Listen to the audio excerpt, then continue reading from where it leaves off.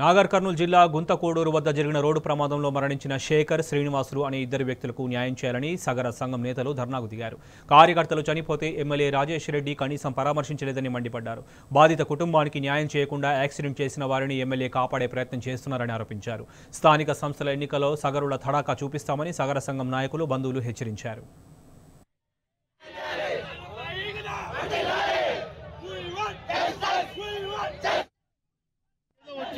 ఒక చూపున ఇట్లా చూపించిపోతే ఇది పద్ధతి కాదు.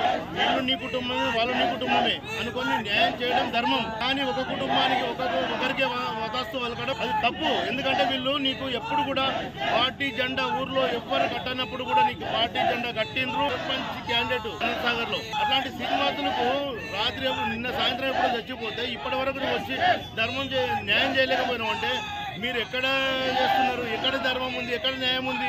ఆ ఇద్దరు చనిపోయారు. వాళ్ళకి న్యాయం చేయాల్సిన బాధ్యత మీ మీద ఉంది, గమనించండి. కానీ మీరు ఎక్కడో ఉండి 2 లక్షలు ఇస్తాము, 50,000 ఇస్తాం, ₹1,00,000 ఇస్తాం అంటే కాదు. ఆ పిల్లల బాగోగులు ఏంది, వాళ్ళ భవిష్యత్తు ఏంది? ఆ బాబుకి 2 పిల్లలు ఉన్నారు, ఈ బాబుకి 2 పిల్లలు ఉన్నారు, వాళ్ళ భార్యలు ఉన్నారు.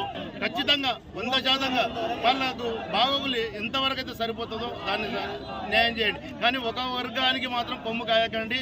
అది పద్ధతి కాదు, లీడర్షిప్ లక్షణము కాదు. 100% చెప్తాం మేము. స్థానిక సంస్థల ఎన్నికల్లో కూడా ఖచ్చితంగా మా కొడక వస్తే కానీ ఎమ్మెల్యే గారు గమనించండి, ఖచ్చితంగా న్యాయం చేసే వరకు వదలం. మేము మా ఊర్లోకి వస్తే కూడా మేము బహిష్కరిస్తాం.